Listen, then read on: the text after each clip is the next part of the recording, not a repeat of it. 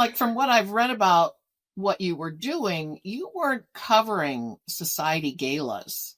You reported on illegal gun factories in the Philippines, human trafficking of North Korean women in China, political corruption at the highest level. So, what did you witness during that time that shaped your understanding of freedom, both its presence and its absence? It was a very interesting time, especially for reporters, because when the entire evil empire is collapsing, there are all sorts of disasters. You can cover them day and night, and there is wealth, but all the stories are so dire. I mean, desperate. People are desperate. The miners are on hunger strikes. Everything is collapsing. Infrastructure is in disarray.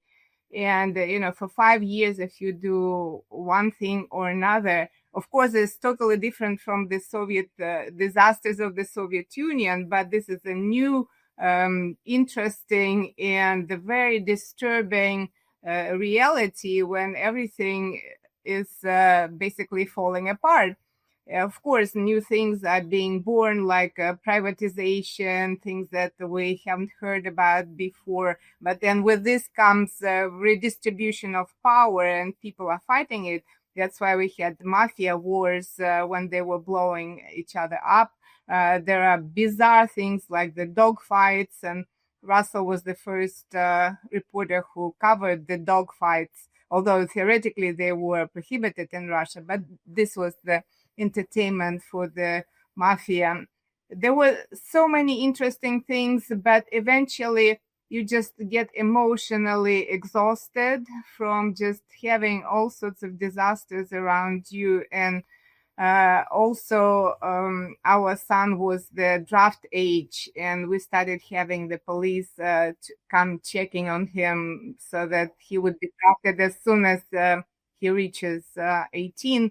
And that was scary, and we didn't want him to get to the Russian army where he would be hazed. And so he came to America and joined the American Marine Corps.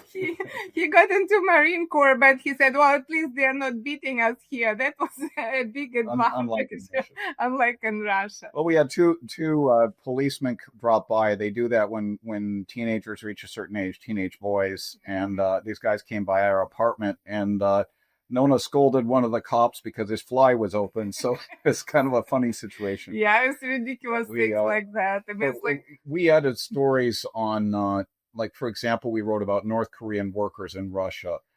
And so they serve a role sort of like illegal immigrants in America and working very cheaply. The difference is they come through an agreement with the two governments. They're brought to work sites. They're usually very high-skilled construction people.